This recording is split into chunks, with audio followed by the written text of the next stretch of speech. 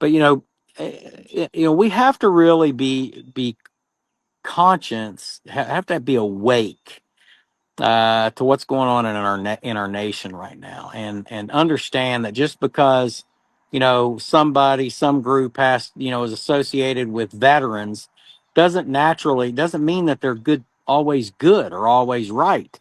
I know a lot of people that work in that space that are flat out absolutely in support of removing a level of democracy in our democratic republic and replacing it with a level of socialism or communism. We can't have that, but it's happening. And when you bring that up, the first thing people say is, "Well, you're paranoid. You're this. You're that."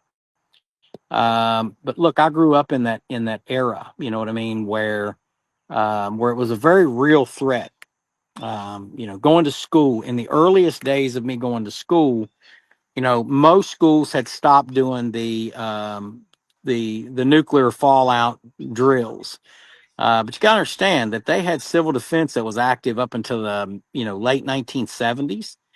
And I definitely was in school during that time, so we got the talks about what happened after World War II and the rise of communism. The people that fought in Vietnam, the people that fought in Korea, the economic sanctions that were taken, and then of course the long and drawn out Berlin Wall and the separation between the East and West that absolutely separated families in Germany. And that went on from 1961 until 1990, 1989, 90s, whenever that really started to, the wall started to come down. 1991 officially is the end year. And I think a lot of that had to do with the way that the Soviet Union saw how the Gulf War, when I was a Gulf War soldier, and how we dealt with their equipment. And when we had an M1 tank that could take out 15 or 20 Soviet made, T-72s, no problem.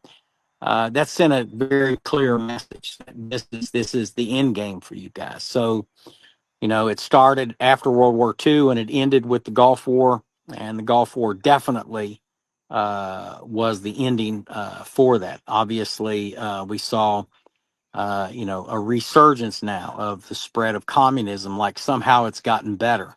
It's not gotten better. It's gotten worse. And you see that, and you see how these people conduct themselves. They riot in the streets. They burn stuff down. You can oppose what's going on in the country, and you should if that's the way you feel. But there's a way to do that, and it's not burning down cities, and it's not attacking our law enforcement, and it's not, praising and worshiping our enemies. Can you believe that we have citizens in this country who are rejoicing anytime that the Iranians deliver a strike on our troops Uh, and some U.S. troop is killed? I've never, I can't handle that. You know what I mean? I will never support that.